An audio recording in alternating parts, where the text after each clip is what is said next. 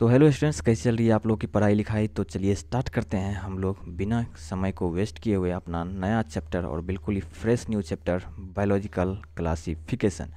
यहाँ पर हम लोग इजी ऑब्जर्वेबल कैरेक्टर के बेसिस पे ऑर्गेनिज्म को जो हम लोग ग्रुपिंग करेंगे उसको हम लोग बोल रहे हैं क्लासिफिकेशन यहाँ पर करना। ठीक है, पहला जो साइंटिफिक अटेम्प्ट लिया गया था वो है अपना एरिस्टोटल साहब के द्वारा। इन्होंने दो बेसिस पे दो ग्रुप में बांटा, प्लांट और एनिमल अलग अलग। प्लांट को मॉर्फोलॉजिकल के हिसाब से हर्ब्स, श्रब्स और ट्री में डिवाइड कर दिया, और एनिमल को जिसके पास आरबीसी है और जिसके पास आरबीसी नहीं है इसके बेसिस पे उन्होंने डिवाइड कर दिया। जिसके पास आरबीसी है इन्होंने उन्हें नाम दिया इनाइमा, और जिनके पास आरबीसी नहीं था उनका नाम पड़ा एनाइमा। ठीक है, अब हम लोग बात करते हैं दो किंगडम क्लासिफिकेशन सिस्टम के बारे में जो कि लिनियस साहब के द्वारा दिया गया है। और ये पहली बार जो है बहुत ही अच्छे से बारीकी से कुछ कुछ करेक्टर्स को ऑब्जर्व करके इन्होंने ये सिस्टम दिया था। सबसे पहला कैरेक्टर इन्होंने ऑब्जर्व किया कि सेल वॉल है या नहीं, तो प्लांट में है, एनिमल में नहीं है। लोकोमोशन कर सकता है या नहीं, प्लांट नहीं कर सकता है, एनिमल कर सकता है। न्यूट्रिशन में प्लांट खाना खाता है नहीं, ये खाना नहीं खाता है, मतलब इस तरह से, मतलब जैसे एनिमल अपना ईटिंग कर रहा है। ठीक है, और एक्सक्रीशन में बात करें या फिर कॉन्ट्रेक्टाइल वैक्यूल का, तो प्लांट के पास ऐसा कोई सिस्टम नहीं है जबकि एनिमल के पास ऐसा है। और स्टिमुलाई के प्रति रिस्पॉन्स एंड प्लांट का क्या है, स्लो है, और इसका बहुत ही ज़्यादा फास्ट है। अब हम लोग बात करते हैं इसका ड्रॉबैक क्या रहा था। ये जो है सेपरेट नहीं कर पाए, यूकैरियोट और प्रोकैरियोट के बारे में सेपरेशन नहीं दे पाए, यूनिसेलुलर और मल्टीसेलुलर के बारे में बात नहीं किया इन्होंने, इसको भी सेपरेट नहीं कर पाए। और फोटोसिंथेटिक नॉन फोटोसिंथेटिक ऑर्गेनिज्म के बारे में भी इन्होंने सेपरेशन नहीं कर पाए। ठीक है, नहीं बता पाया। तो इसमें आपको ऑटोट्रॉफ हेटरोट्रॉफ के बारे में इन लोगों ने कोई जिक्र नहीं किया। अब हम लोग सिर्फ ये हमारे जानने के लिए है, सिलेबस में नहीं है, हम लोग सिर्फ इसको जानेंगे कि थ्री किंगडम क्लासिफिकेशन सिस्टम भी आया था जो कि अपने अर्नस्ट हैकेल साहब दिए थे। प्रोटिस्टा किंगडम इसमें ऐड किया गया था। ठीक है, फिर आया अपना फोर किंगडम सिस्टम जो कि कोपलैंड के द्वारा दिया गया था, इसमें मोनिडा को ऐड किया गया था। ठीक है, फिर हम लोग फाइव किंगडम क्लासिफिकेशन हम लोग को पढ़ने के लिए वो हम लोग नेक्स्ट स्लाइड पे पढ़ेंगे। तब तक हम लोग जान लेते हैं कि सिक्स किंगडम क्लासिफिकेशन कार्ल उस भी दिए थे, जो कि इसमें का उसको उन्होंने फाइलोजेनेटिक को काफ़ी डिटेल्स में नहीं बताया था, मतलब काफ़ी अच्छे से एक्सप्लेनेशन उसका नहीं था। तो उन्होंने ये थ्री डोमेन और सिक्स किंगडम क्लासिफिकेशन ये कार्ल उज साहब ने दिया था। ठीक है, अब हम लोग के सिलेबस में जो है वो हम लोग पढ़ेंगे फाइव किंगडम क्लासिफिकेशन जो कि R.H. विटेकर के द्वारा दिया गया है 1969 में। ठीक है, इनका जो फाइव किंगडम क्लासिफिकेशन सिस्टम देने का जो बेसिस था वो था कि सेल टाइप प्रोकैरियोटिक है या यूकैरियोटिक है, बॉडी ऑर्गेनाइजेशन थैलस सेलुलर है या टिश्यू लेवल है या ऑर्गन लेवल या ऑर्गन सिस्टम लेवल है, इस तरह से। मोड ऑफ न्यूट्रिशन क्या है, सेक्सुअल है, सॉरी मोड ऑफ रिप्रोडक्शन क्या है, सेक्सुअल है या फिर ये सेक्सुअल है। मोड ऑफ न्यूट्रिशन क्या है, ऑटोट्रोपिक है, हेट्रोट्रोपिक है। और इन्होंने जो ऐड किया वो था अपना फाइलोजेनेटिक रिलेशनशिप, मतलब इवोल्यूशनरी रिलेशनशिप उन्होंने ऐड किया, जो कि बहुत ही ज़्यादा इंपॉर्टेंट इसके मोड ऑफ न्यूट्रिशन भी है। ठीक है, और इन्होंने ऐड किया फाइलोजेनेटिक रिलेशनशिप भी इन्होंने एक्स्ट्रा में आपको ऐड करके यहाँ बताया। तो ये डायग्राम है, ये टेबल के फॉर्म में दिया हुआ है जो कि आपको एनसीईआरटी में आपको देखने के लिए मिल जाएगा। सेल टाइप सारे किंगडम का, मोनेरा, प्रोटिस्टा, फंगी, प्लांटिया, एनिमलिया, यहाँ आपको सब सारे चीज़ देखने को मिल जाएगा। प्रोकैरियोटिक में बात करोगे तो सिर्फ आपको यहाँ पे मोनेरा देखने के लिए मिल रहा है, कुछ बहुत सारे एक्सेप्शन इन सभी चीज़ों का है, तो आपको यहाँ पे कंप्लीट आपको एक्सेप्शन भी देखने को मिल सकता है।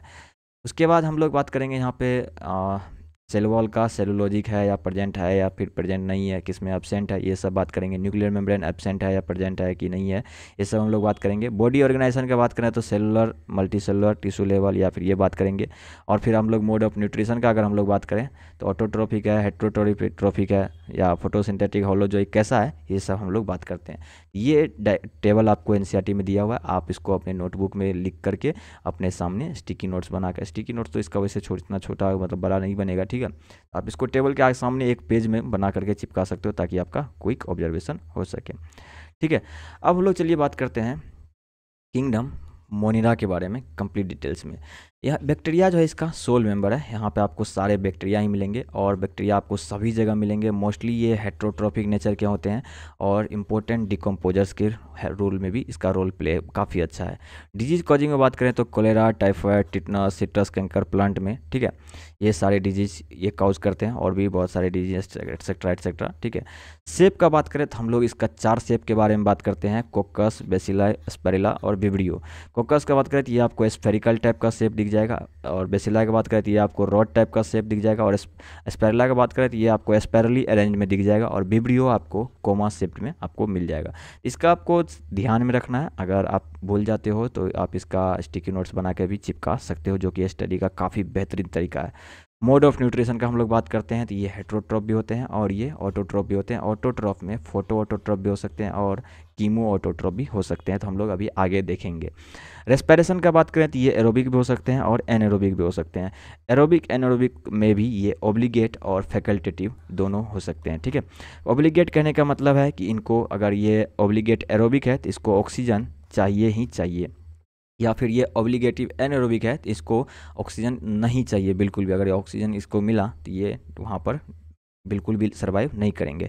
फैकल्टेटिव कहने का मतलब है कि ये जैसे आप सपोज करो कि मतलब जो कंडीशन जैसे फैकल्टेटिव एरोबिक है तो ऑक्सीजन मिला तो ये तो रह लेगा, अगर नहीं मिला तो भी रह लेगा, और इसका मतलब ये होता है। और एनारोबिक बात करें तो ऑक्सीजन नहीं मिला तो कोई बात नहीं, नॉर्मली ये बिना मतलब ऑक्सीजन का लिविंग कर पा रहा है। और अगर ऑक्सीजन मिला तो भी ठीक है, तो भी इसको कोई दिक्कत नहीं है, मतलब वहाँ भी अच्छे से सर्वाइव कर पा रहा है। रिप्रोडक्शन का बात करें तो ये यहाँ पे आपको सिर्फ एसेक्सुअल रिप्रोडक्शन देखने को मिलेगा, जिसमें आपको बाइनरी फिजन और एंडोस्पोर फॉर्मेशन आपको यहाँ पे देखने को मिलता है, ठीक है। इसके बारे में कंप्लीट डिटेल्स भी हम लोग बातचीत करेंगे पूरा एकदम, जब डिटेल्स में इसका हम लोग स्टडी करेंगे। बैक्टीरिया को दो फिर पार्ट में बांटा गया है, एक यू बैक्टीरिया और एक आर्की बैक्टीरिया, ठीक है। यू बैक्टीरिया कहने का मतलब हो गया कि आपको ट्रू बैक्टीरिया इसको कहा जाता है। इसमें आपको साइनोबैक्टीरिया इंक्लूडेड है, माइकोप्लाज्मा एक्टिव इंक्लूडेड है। इसके पास होता है पेप्टाइडोग्लाइकन का वॉल, सिर्फ माइकोप्लाज्मा को छोड़ करके, ये इसका एक्सेप्शन है, आप ध्यान में रखिएगा इसको, ठीक है। आर्की बैक्टीरिया कहने का मतलब हो गया ओल्ड प्रिमिटिव बैक्टीरिया आप कह सकते हो। ये आपको हर्ष हैबिटेट में भी सर्वाइव कर सकता है, जैसे बहुत ही ज़्यादा टेम्परेचर, बहुत ही ज़्यादा एसिडिक मीडियम, वहाँ भी सर्वाइव कर सकता है। इसमें आपको ऐड है मिथेनोजन, थर्मो एसिडोफाइल और हेलोफाइल्स। चलिए देख लेते हैं इनके बारे में क्या है। मिथेनोजन से है, ये आपको मार्सी एरिया में मिलेगा, ठीक है। और ये क्या करते हैं, मीथेन गैस प्रोड्यूस करते हैं, जो कि बायोगैस है अपना।